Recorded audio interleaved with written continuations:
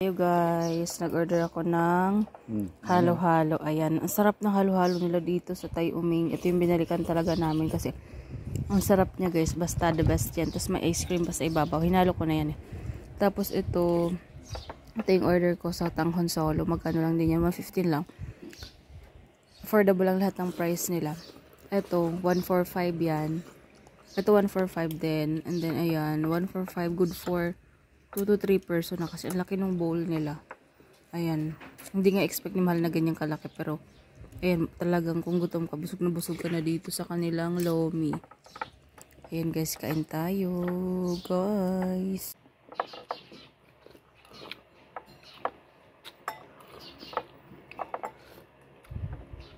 Ang sarap ng halo-halo talaga guys. Tapos yung ice cream parang sariling gawa nila. Namal lang. Kasi parang wala namang ice cream na ganito yung lasa sa ano. Homemade yung ice cream. Yung halo-halo nila, nung nakaraan walang avocado. Pero ngayon, ang daming sahog ng halo-halo nila. May avocado. Merong, ano to? Watermelon? Parang watermelon? Hindi pala. Gudaman guys.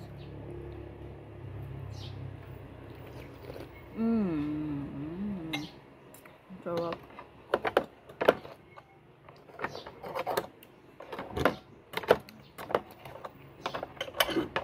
Subukan nyo dito, masarap dito. Lomi muna, mamaya na ito malamig. Namin lomi. Namin sabaw. Talaga? Try natin ang lomi.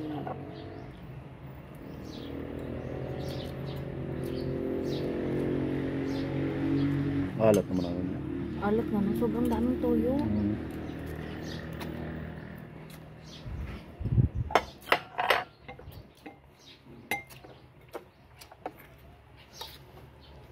Kaya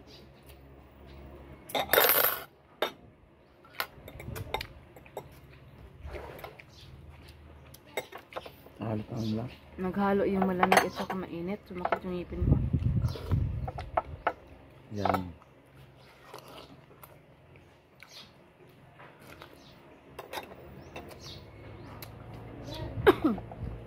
Puro noodles kami ngayon. Sabi ko kasi mahal huwag kaming magkanin. Kasi mag-merienda lang.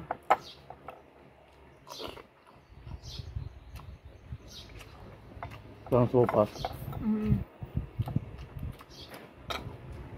Ba?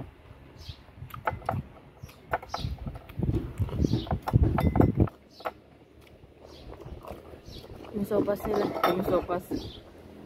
yung lomi nila dito guys, parang sopas tayo, ganun.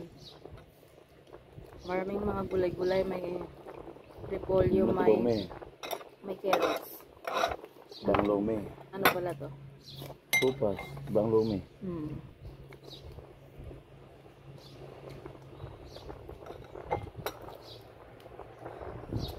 Yung version kasi nila to. Ganito yung version ng lomi nila eh. Loming sopas. May ano pa dito.